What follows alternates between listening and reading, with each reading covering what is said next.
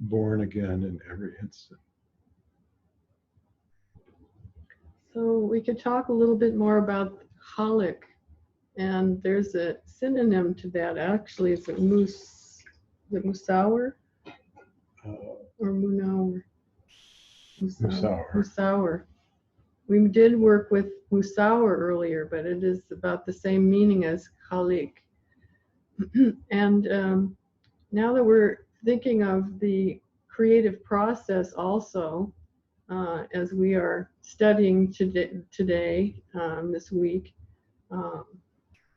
some of us have different activities that we do in life, different kinds, and I'm thinking right now of different art activities that I have, but people have other things, maybe music that they practice, gardens that they take care of, exercises, physical exercises that they do.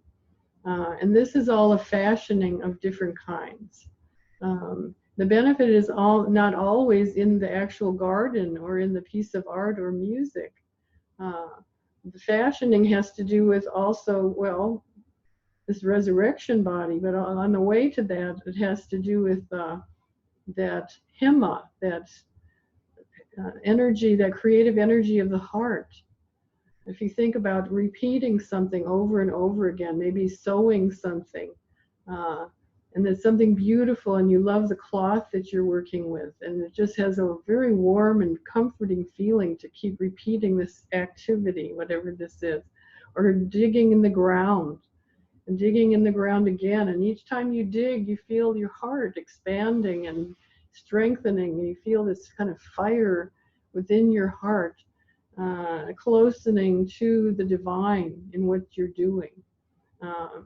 And so sometimes in this creative process, we don't have a particular goal for each thing that we're doing, but it's strengthening a part of us, and we feel that. Sometimes also this occurs through working for something in our lives, something important for society, feeding people, or making things better for people in some way. That's the same kind of fire that burns within us that we can tend and stoke with the different activities of our lives.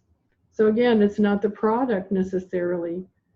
What is really being creative in this creative process?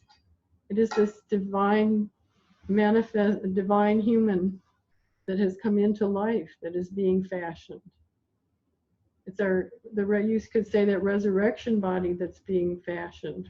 We're still trying to get our head around, well, what exactly is this resurrection body? As we were saying this practice, I really was thinking every time we said Khalik, I was thinking of, and it was working on a different aspect of that resurrection body that was,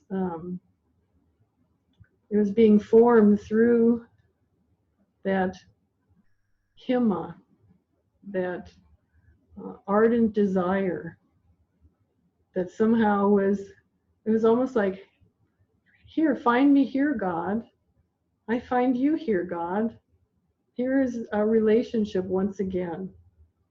How beautiful to be able to repeat something over again thousands of times, and each time thinking, or even walking out in nature and thinking every time, here, God, here's another place that we intersect. I'm here for you. Be here with me. And of course, that relationship, you can feel that reaction right back from the divine of saying, yes, my daughter, yes, my son, yes, we are here in this. So the creation is the creation of this relationship more than anything, and the creation of the possibilities of what that relationship might do. And that's how I think about what the alchemical process is about, because I would say the more common way of thinking about the alchemical process is you start in a certain state of being, and then you undergo certain steps and processes to turn you into something else, or to impart something to you that wasn't there, or augment something in you. But I think in actuality, what's happening is that it is a alchemical transformation of this human divine relationship enabling it to come to a richer and fuller state of connection and possibilities for what can arise from that.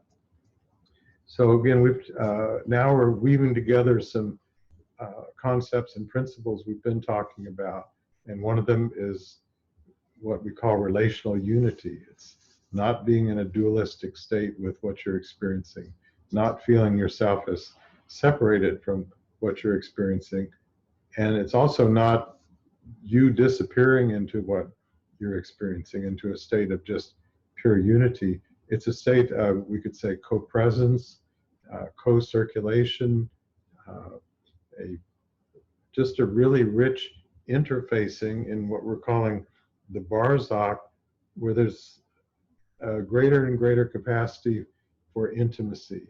I mean, the way that these two sides can come together is so much more than how it was to start with. And we do our practices to help enhance and open up our capacity for what we bring to this meeting place. And we've talked before about the idea of a screen, that what's possible to come through in either direction is dependent upon the size of the screen. Well, what that means is it's dependent upon the extent to which we've awakened to our multidimensional reality of our being. And the more we can bring that to this meeting place, then the more that what is possible of what can arise through this creative process that, as I said earlier, was not and has not been predetermined, but now we could say that what I call the space of possibilities has been given, well, one way of putting it, let's say more dimensionality or degrees of freedom than what was there before. It's like what can possibly come through is now so much more than what was there before. And what I think is the most wonderful thing about all of this is there's no end to the degree to which that capacity can be increased. There's no end to the degree in which that space of possibilities can be opened up more and more. And initially we feel like it's something that we're just doing with ourselves, our own personal relationship to the divine and what arises from that. And that's well and good, that's great. But at a certain point we realize, as we've discussed before, we're not doing this solely for what we think of as our own benefit. For one, we're not a separate own to be able to benefit. We're part of a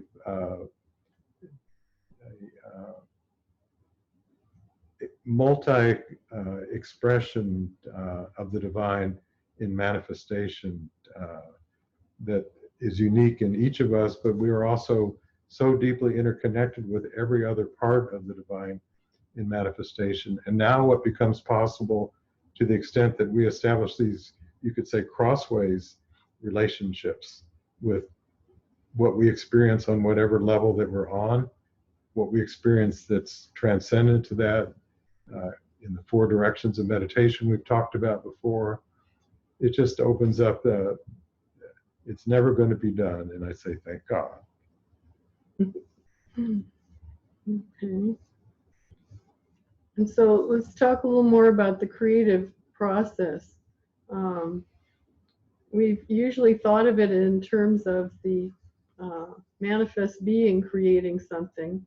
We talked a little bit already about that it's really part of the union of us and the divine.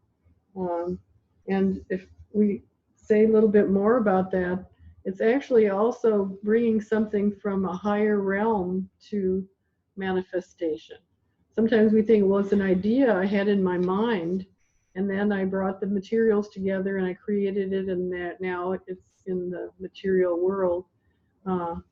But it's also coming from even higher than that. A lot of times it's an urge that came, you can trace it all the way back to one of the Wazaif. Maybe it was a manifestation of beauty, or it was a manifestation of truth. It was a manifestation. And so what happens is we allow the process to continue, actually the hima, or the feel that deep burning of the heart to bring it through. It's actually doing something to the connections between all of the realms. It's bringing, as you can imagine, a connection that wasn't there before. And this is how is this happening? Through our resurrection body. So this connection is being made in this resurrection body. You could even think of this thin film, perhaps, that has been stretched by the heart, maybe by the heat of that heart, that now connects these planes differently than they were before. So not only is something being made more real, quote unquote, in the manifest world, but it's actually doing something to the levels of the divine. And that which we thought was, oh, just an impression in our minds that we decided to make, as I guess as we unfold more and feel these intuitions from deep within, then there is more of that connectiveness. There is more, the reach of that creative experience is much different than it was before. And we're not relying on just a happenstance of something to create. It's something that's creating, as Azurbash was saying, not just something local. This is something that's happening to all of it. And the more that we realize that it's happening to all of it, then the more that it does happen to all of it. There is this intention then with that. It's an unveiling of the planes of being, was one expression that I came here with. And another lovely word for some of this is, this process is theophany. Theo meaning God, and Phany, like epiphany, bursting outward. So our art, our music, our dealings with other beings, our well-wishing of beings becomes a theophany. And so not only are we calling it something like it, it's actually, again, the experience of the divine reaching down into the manifest world in a different way, because of our own uniqueness. We haven't said uniqueness yet. I can't believe it in the classes. It's so important to us. And all of this is done in your unique way, in your unique flavors. And your uniqueness is something that's added to everything in creation as you are participating. It's not just a local situation. You say, well, that's my personality. No, these aspects, and these are actually parts of the qualities, the divine qualities, or the treasuries, they call it also. The part of the treasury that is yours. And as you activate it, especially with the consciousness of being in this mystical union, then it is happening in many places. So we wonder, how do we affect all the people in the world and the situations in the world? You are connected with those places, but often we don't realize it, and then in that case we don't activate that. But through this hima that I'm speaking about, and through our presence and realizing this mystical relationship that we have with the divine, then it begins to operate in all those ways. And we sometimes begin to see that intention coming towards us instead of from us. And so it's this beautiful dance of participation. And we say, well, how in the world could that happen coming from this other side? I was the one thinking that, and here it is. And those coincidences they kind of spice up our lives when we see them. This is another instance of saying, yes, you are so much more a part of this than you realize. So, perfect segue into what I'd like to talk about, as you could think of as two forces operating in the creative process of our soul and our being. And one of them is that divine impulse that arose, that comes through, and we feel that impulse, and we feel desire to express that, to do something with it. That impulse has changed through us. So an example, as Ravani Rao was mentioning, you may get an impulse for some creative thing that you do. It could be art or music, and you have kind of some seed ideas or thoughts about what it's going to look like or what it's going to sound like, and you just start on it. But then if you really get plugged into this meeting place with the deeper aspect of your being, then some inspirations come through that you didn't cook up on your end. You weren't thinking about them, but those inspirations have the effect of bringing about a change in what you started with initially. And as you work with those inspirations, then you get an inspiration from this side of things to change it further. And so there's this back and forth feedback and transformation of this that results in something that when you're done with it, you might go, wow, I can't believe that I did that. But you were a part of that.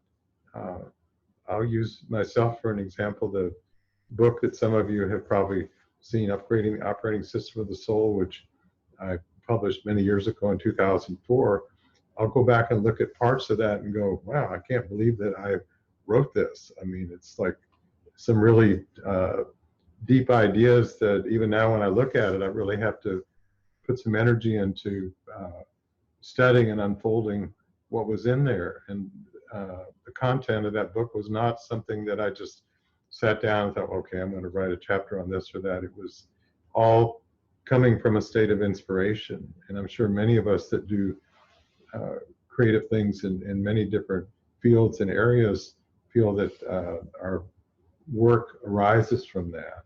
And as Rabani Rao was saying, yes, it's wonderful what the end product is, but the real value is just the process of what's happening in that process. And that's the key idea in the Bhagavad Gita. They say, renounce the fruit of your actions, act for the sake of acting. And I think they're talking about this alignment, this living from this state of connectedness where everything is new, everything is arising anew. And one more thought I want to bring in here, which will be unpacked much more in future classes, is what I call the eliciting light of Sophia. If you've ever read the book of Proverbs, if you go back to Proverb 8, I think verse 20 something or other, it talks about wisdom being present with God at the creation. It's this separate being of wisdom that participated in it. And this being is often described as being the being of Sophia. And so a question that I sat with many years ago, the practice we worked with last week, if you recall that zikr where the head goes down and you feel like you're coming to this place of mutual attraction of the human and divine parts of your being, and then you're waiting for just to be lifted up without effort on your part when that connection takes place, and then you're in this just beautiful state of this connection. And so when I discovered that practice many years ago, the thought came to me, well, this is great, but what is it that kind of breaks the symmetry once that state has been realized? What causes the desire for more to take place? And another way of asking that is, what brought about the original desire for creation to start with? But we can apply that to each of us in our own being when we've awakened to this human-divine relationship. What is it that is pulling something more from our being? And this is what I call the eliciting light of Sophia. It's like, it's not prefigured, but it's a desire for the divine wisdom to be realized in a way that's not yet ever been known or possibly known. And then we're participating in that. We're bringing our own desire for something that we wish to unfold, but then we're connecting that up with this other pull that's seeking to pull it from us. So there's this beautiful connectedness, these two sides. We're wanting to birth it, but there's something that's pulling what's wanting to be born from us.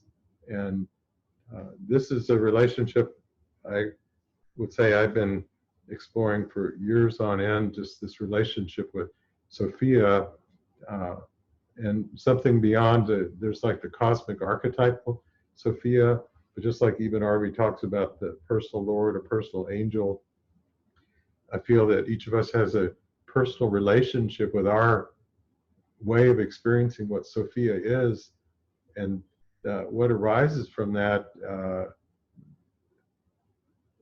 is something just marvelous. I mean, uh, it's an ongoing process of discovery. Well, you had a practice in mind, but does this go with the otherwise? Yeah, Yeah. Well, okay, let's do it.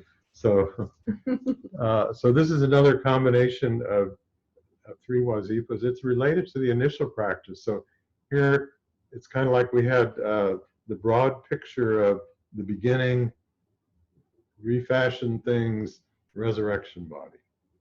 Okay, so that's an ongoing process. But now we're going to kind of fine tune the details of this process. So I'll explain the three parts and then explain how they go together with this.